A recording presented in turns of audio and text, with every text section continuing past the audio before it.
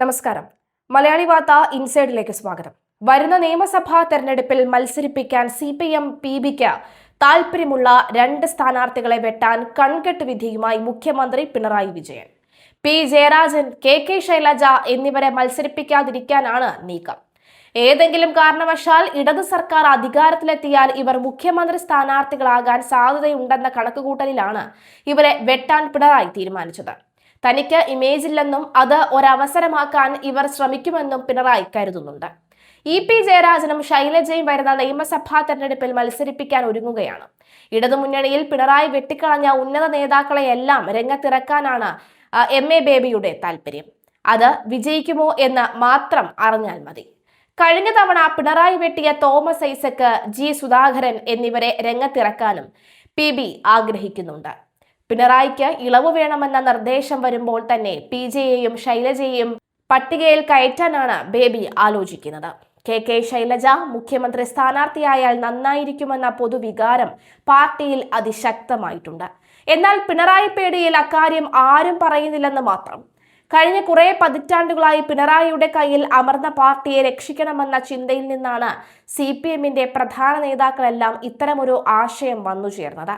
എന്നാൽ ആരും കേൾക്കെ പറയാനുള്ള ധൈര്യം പോലും CPMലെ ഒരു നേതാക്കൾക്കുമില്ല. കാതുകൊണ്ട് തന്നെയാണ് 2027 തെരഞ്ഞെടുപ്പിൽ ഇടതുമുന്നണി തോൽക്കണമെന്ന് CPM നേതാക്കൾ പോലും ആഗ്രഹിക്കുന്നത്. ശബരിമല സ്വർണ്ണക്കൊള്ള അടക്കമുള്ള വലിയ വിവാദങ്ങളുടെയും ആരോപണങ്ങളുടെയും നിഴലിൽ നിൽക്കുന്ന രണ്ടാമതും ഭരണത്തെ തുടർച്ച ലക്ഷ്യമിടുന്ന ഇടതുമുന്നണിയും CPMും 2 ടേം നിബന്ധനയിൽ ഇളവ് വരുത്തിയാകും സ്ഥാനാർത്ഥി നിർണയം നടത്തുക എന്നത് വ്യക്തമായി കഴിഞ്ഞിരിക്കുന്നു. പിണറായി വിജയനെ തന്നെ മുന്നിൽ നിർത്തിയായിരിക്കും നിയമസഭാ തെരഞ്ഞെടുപ്പിനെ നേരിടാൻ പോകുന്നത് എന്ന് CPM സൂചിപ്പിച്ചിട്ടുണ്ട്. ധർമ്മടം മണ്ഡലത്തിൽ നിന്ന് മൂന്നാമതും പിണറായി മത്സരിക്കുമെന്നത് ഏറെക്കുറെ ഉറപ്പിച്ച കാര്യമാണ്. പിണറായി വിജയന് മത്സരിക്കാൻ താല്പര്യമില്ലെങ്കിൽ പോലും അതിന് വഴങ്ങാൻ പാർട്ടി തയ്യാറാകില്ല. സ്ഥാനാർത്ഥികളെ പറ്റി ഔദ്യോഗിക ചർച്ചകൾ ഒന്നും ആരംഭിച്ചിട്ടില്ലെങ്കിലും കണ്ണൂരിലെ പ്രവർത്തകർക്കിടയിൽ സാധ്യതാ ചർച്ചകൾ തുടങ്ങിക്കഴിഞ്ഞു. ധർമ്മടമല്ലാതെ മറ്റെവിടെയും നിന്നാലും പിണറായി വിജയൻ തോൽക്കുമോ എന്ന ഭയവും ഉണ്ട്. കണ്ണൂർ മണ്ഡലത്തിൽ കൂടുതൽ സജീവമാകാൻ സിറ്റിംഗ് MLAയും മുഖ്യമന്ത്രിയും കോൺഗ്രസ് നേതാവുമായ കടന്നപ്പള്ളി രാമചന്ദ്രനോട് നിർദ്ദേശിച്ചിട്ടുണ്ട്. UDFന് ശക്തമായ സ്വാധീനമുള്ള കണ്ണൂരിൽ കടന്നപ്പള്ളിക്ക് പകരം വെക്കാൻ മറ്റൊരു സ്ഥാനാർത്ഥിയെ കണ്ടെത്താൻ LDF ബുദ്ധിമുട്ടും. മാത്രമല്ല K. സുധാകരൻ കണ്ണൂരിൽ മത്സരിക്കാൻ തയ്യാറാണെന്നും പ്രഖ്യാപിച്ചിട്ടുണ്ട്.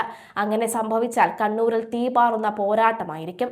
കണ്ണൂർ പിടിക്കാൻ കോൺഗ്രസ് തുനിഞ്ഞിറങ്ങാൻ സാധ്യതയുള്ളതിനാൽ നേരിടാൻ കടന്നപ്പള്ളിയെ നിർത്തുകയേ വഴിയുള്ളൂ. കൂത്തുപറമ്പ് മണ്ഡലത്തിന്റെ കാര്യത്തിൽ LDFൽ അനിശ്ചിതത്വമുണ്ട്.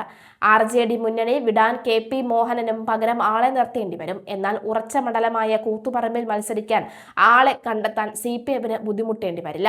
അതേസമയം KP മോഹനനാണ് മത്സരിക്കുന്നത് എങ്കിൽ വിജയിക്കുമോ എന്ന കാര്യത്തിൽ LDFന് ആശങ്കയ്ക്ക് വകയില്ല. പിണറായി വിജയനും KK ശൈലജയ്ക്കും മൂന്നാമതും അവസരം നൽകാതെ തരമില്ലാത്ത സാഹചര്യമാണുള്ളത്. തദ്ദേശ തെരഞ്ഞെടുപ്പിൽ ഉൾപ്പെടെ പാർട്ടിക്ക് വലിയ തിരിച്ചടി നേരിട്ടതിനാൽ പിണറായിയെ മാറ്റി നിർത്തി നിയമസഭാ തെരഞ്ഞെടുപ്പിന് ഇറങ്ങുക എന്നത് LDFന് ശ്രമകരമായിരിക്കും. പിണറായിക്ക് പകരം മറ്റൊരാളെ ഉയർത്തിക്കാണിക്കാൻ പാർട്ടിക്ക് ആവുകയുമില്ല.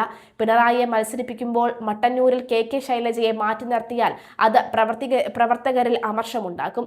എന്തുകൊണ്ട് ശൈലജയെ മാറ്റി എന്ന ചോദ്യത്തിന് മറുപടി പറയേണ്ടി വരും. കണ്ണൂരിൽ അധികം സീറ്റുകൾ പിടിക്കാനായില്ലെങ്കിലും ഉള്ള സീറ്റുകൾ നിലനിർത്തേണ്ടത് CPMന് നിർണായകമാണ്. തദ്ദേശ തെരഞ്ഞെടുപ്പിലെ വോട്ട് വിഹിതം അനുസരിച്ച് കണ്ണൂർ, തളിപ്പറമ്പ്, പേരാവൂർ, അഴീക്കോട്, ഇരിക്കൂർ മണ്ഡലങ്ങളിൽ UDFനാണ് മുൻതൂക്കം. CPMന്റെ ശക്തി കേന്ദ്രമായ കണ്ണൂരിൽ സിറ്റിംഗ് സീറ്റുകൾ നിലനിർത്താനായില്ലെങ്കിൽ സംസ്ഥാന തലത്തിൽ തന്നെ വലിയ തിരിച്ചടിയാകും നേരിടേണ്ടി വരിക. MV ഗോവിന്ദൻ സംസ്ഥാന സെക്രട്ടറിയും KK രാഘേഷ് ജില്ലാ സെക്രട്ടറിയുമായ ശേഷം നടക്കുന്ന ആദ്യ തെരഞ്ഞെടുപ്പായതിനാൽ ഇരുവരുടെയും അഭിമാന പ്രശ്നം കൂടിയാണ് കണ്ണൂർ ജില്ലയിലെ ജയം. എന്നാൽ CPMന് നിലവിൽ ആത്മവിശ്വാസം കുറവാണ്. KK ശൈലജയെ അഴിമതിക്കാരിയാക്കിയത് പിണറായി വിജയൻ തന്നെ. കോവിഡ് കാലത്ത് അഴിമതി വ്യാപകമായിരുന്നു. ദുരന്തങ്ങളെയെല്ലാം അവസരങ്ങളാക്കി മാറ്റുന്ന കുതന്ത്രമാണ് മുഖ്യമന്ത്രി ഇക്കാലം അത്രയും പിന്തുടർന്നിട്ടുള്ളത്. മന്ത്രി ശൈലജയുടെ വകുപ്പിലാണ് ഒന്നാം പിണറായി സർക്കാരിന്റെ കാര്യത്തിൽ അഴിമതി കൊഴുത്തത്.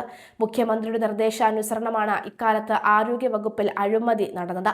മുഖ്യമന്ത്രിയുടെ ഐയുടെ പ്രിൻസിപ്പൽ സെക്രട്ടറി ശിവശങ്കറാണ് ഇക്കാലത്ത് ഈ കരുക്കൾ നീക്കിയത്.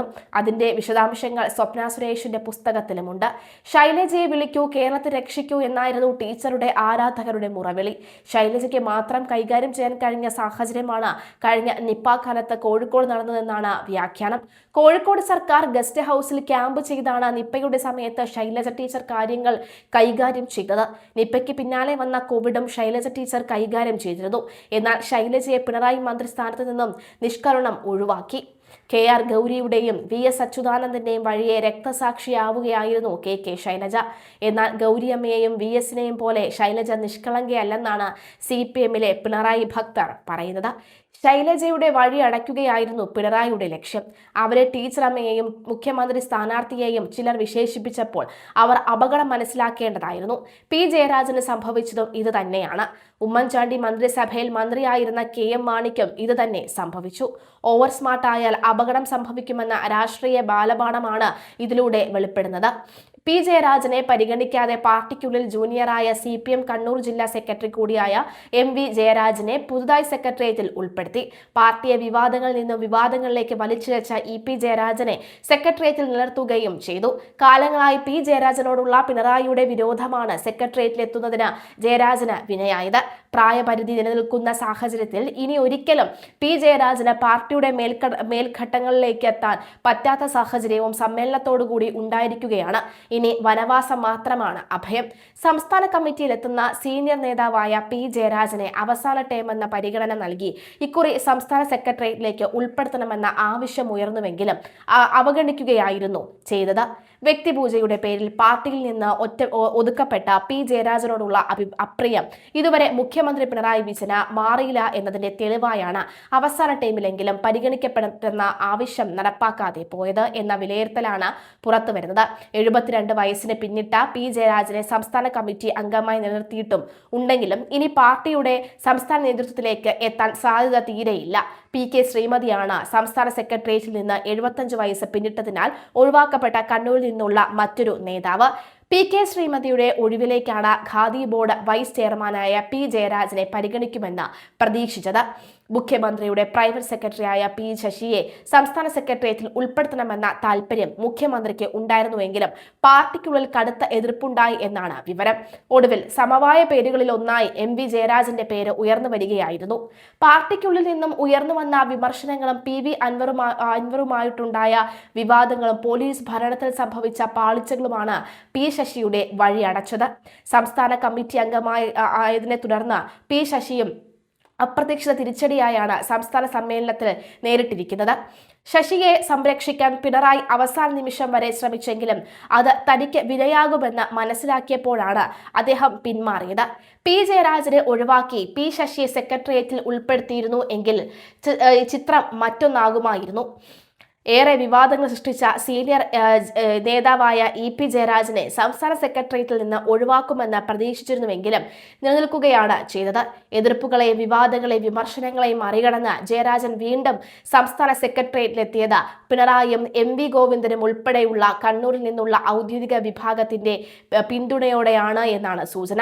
ബ്രാഞ്ച് സമ്മേളനം മുതൽ സംസ്ഥാന സമ്മേളനം വരെ പാർട്ടിക്കുള്ളിൽ ഏറെ വിമർശനങ്ങൾ നേരിടുകയും പൊതുസമൂഹത്തിൽ പാർട്ടിക്ക് അവമതിപ്പുണ്ടാക്കുകയും ചെയ്ത EP ജയരാജനെ നിലനിർത്തുകയും P ജയരാജനെ ഒഴിവാക്കുകയും ചെയ്തത് കണ്ണൂരിലെ P ജയരാജന്റെ അനുകൂലികൾക്കിടയിൽ ചൂടേറിയ ചർച്ചകൾക്ക് വഴി തുറന്നു കഴിഞ്ഞു. P ജയരാജനെ ഉൾപ്പെടുത്താതിരുന്നതും EP ഉൾപ്പെടുത്തിയതും വരും നാളുകളിൽ സംസ്ഥാനത്തെയും പ്രത്യേകിച്ച് കണ്ണൂരിലെയും CPMൽ ശക്തമായ വിഭാഗീയതയ്ക്ക് വഴി തുറക്കും. അതാണ് ഇന്നലെ സംസ്ഥാന കമ്മിറ്റിയിൽ സംഭവിച്ചത്. P ജയരാജന്റെ ഇമേജ് MA ബേബിക്ക് നന്നായി അറിയാം. അതുകൊണ്ട് തന്നെ അദ്ദേഹം P ജയെ കൈവിട്ടില്ല. അതിനാൽ തന്നെ MA ബേബിയുടെ നേതൃത്വത്തിൽ രൂപം കൊള്ളുന്ന കുറുമുന്നണിയിൽ കണ്ണൂരിലെ ചെന്താരകമായ P ജയരാജൻ നക്ഷത്രമായി തിളങ്ങും. പിണറായി ഇറങ്ങിയാൽ പിന്നെ തന്റെ കാലമാണെന്ന് ബേബി വിശ്വസിക്കുന്നു.